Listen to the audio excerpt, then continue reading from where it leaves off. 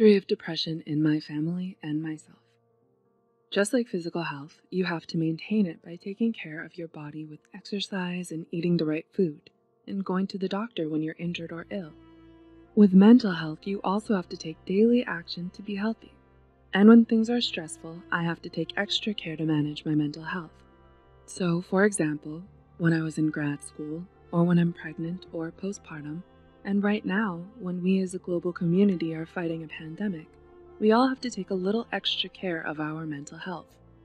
What I'm going to talk about today is more about maintaining mental health than it is about getting out of the deepest pit of depression. When you're deep in a depressive episode, it can be really hard to see any light.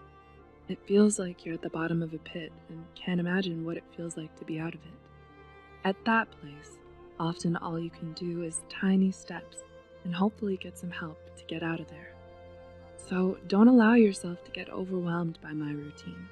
Just choose one little thing to start with, and then take the next step when you can. Number 1, morning routine. So the first thing I do every day is getting on my knees and praying. I express gratitude for the day and for my life and the opportunity I have to do good in the world. And that connection with God, for me, helps me feel loved and purposeful through my day. If you're not religious, you could do some meditation or a breathing exercise here. I try not to look at my phone first thing in the morning, because I want to start my day intentionally, the way I want it to be. If I open social media, I'm letting others choose what I take in, and that could be positive, negative, stressful, uplifting, or critical. And so I just choose to start my day with some quiet time. I do a little reading, and then I write out my goals and priorities for the day. And right now, with all the news that's frightening, I choose to listen to the news around lunchtime, once a day, so that I don't get constantly stressed out and have time to process it during my waking hours. And speaking of waking hours, let's talk about sleep for a minute. I have 3 kids 5 and under, so I usually wake up before them to get some quiet time to set my intention for the day. My natural wake-up time is around 5 a.m. I don't usually set an alarm, but to wake up then, I often go to bed between 9 to 10 p.m. I'm not fighting my natural biorhythms.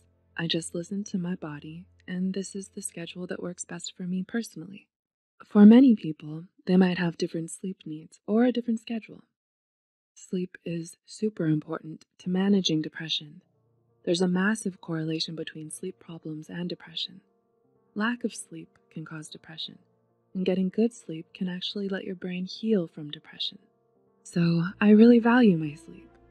I have old friends who nicknamed me 905 because I often go to bed at that time, and I miss out on some fun for sure. But it's what keeps me healthy, so it's worth it for me. For each person, your sleep needs are different, but getting enough sleep can really make a big difference. One study found that 87% of people with depression who resolved their insomnia significantly decreased their depression symptoms. Number 2, get dressed and showered. Okay, so after waking up refreshed and taking quiet time to pray, study, and set my intentions for the day, I make sure to get showered and dressed. I found that this can be really hard when you're depressed, but being clean and dressed helps me feel more energetic and gets rid of my excuses. I mean, if I have yesterday's makeup all over my face and I'm wearing PJs, it makes it hard for me to want to go out and see friends or be social or get things done. So just get dressed for the day. Then I take my multivitamins, and if I remember, I take my omega-3 supplements. And nutrition is an important part of my routine as well. I try to eat a lot of plants and not too much sugar or processed foods, but I'm not going to go into that too much right now. Number 3, exercise. The other essential part of my mental health maintenance is exercise. There's so much research that proves that exercise is great for mental health. It helps clear brain fog, and it helps reduce stress chemicals in your brain. I feel like when I exercise, it just works through a backlog of pent-up emotions, and I can feel my body relax. I think it also helps me deal with anger and frustration, and I just like it. I know a lot of people exercise in the morning, but for me, back when I worked full-time, I used to always go climbing or for a hike or run after work. That's when I needed it the most. and it was hard for me to get motivated in the morning, but by afternoon I was looking forward to it. Now that I'm a full-time mom, I have to be more creative in how I get my exercise in. I often just work out in the yard, gardening, digging in the dirt, and running around the yard with my wheelbarrow. Or I'll do some yoga on TV, or go for a walk with my kids, or pull them behind my bike. Now that we're stuck in our homes with the coronavirus pandemic, I'm doing more inside workouts. I like the 7-minute workouts on my phone, or the Fitness Marshal on YouTube. Number 4. Nature time. This takes me back to another aspect of my mental health routine that is really important for me. Outside time. I need nature. I need to see the sky and soak in some sun. I'm fortunate to live in a beautiful place, and I take advantage of that by getting outside. There is some research showing that sunshine and nature and being outside changes our physiology. It slows our heart rate and decreases stress chemicals and stuff. But regardless of the research, I can just feel the difference for me. If you can't get outside, open your windows, sit on your porch, or if you can't do any of that, then you could spend some time looking at beautiful landscape photography or a nature film. Your brain has the ability to bring to mind the feelings of nature just by imagining it. Number 5. My evening routine. My evening routine looks like getting my kids to bed and then taking some quiet time for myself. I usually take a hot bath and read a book or an archaeology journal. I'm kinda nerdy, but that's what I like.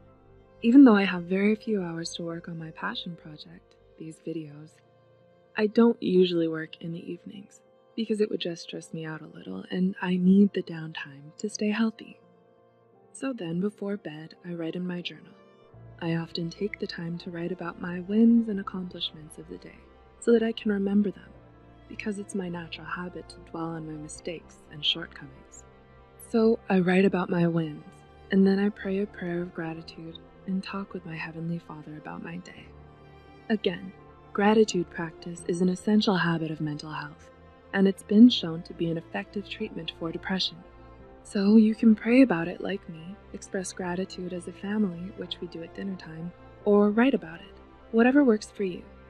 And then I go to bed. I try not to spend too much time looking at screens before bed, but if I do, I choose some calming documentary or a mudlarking channel, like Nicola White's. If you don't know what mudlarking is, it's just finding historical bits of treasures on Thames in London. Anyways, I find it relaxing. I encourage people not to be on TV because it's just not super great for your brain. But if you do, choose a short and calming show. Lastly, other self-care. For me, that includes scheduling in some time for my hobby. I have tons of hobbies, but because I'm so busy with kids, I really don't have time to do most of them. But I make sure to carve out about 2 hours a week to do at least one of them. Right now, that's metal detecting, which is something fun and relaxing for me. I put it on the calendar so that I make sure it happens. I also take the Sabbath off. No work, no housework. I don't check my work email. I let my brain completely focus on other things.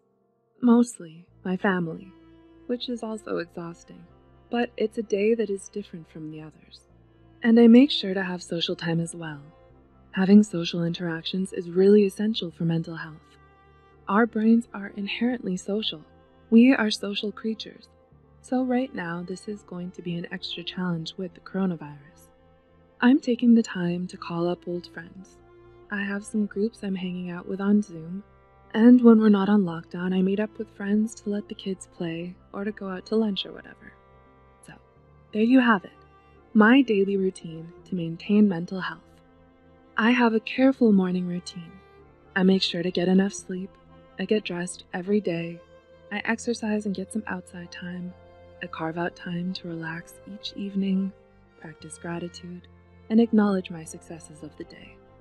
And once a week, I make sure to get out and do something just for me. Stress, anxiety, and social isolation can all contribute to depression, but you can prevent depression during stressful times like the pandemic and social distancing by using daily habits that promote mental health. Depression is treatable, and there are some simple things you can do every day to prevent depression and stay mentally healthy. I hope you can find some things from this list that help you figure out a way to maintain your mental health today, this week, and during the crazy pandemic that we're going through. And remember, you're braver than you know and stronger than you think. Thanks for watching, and take care.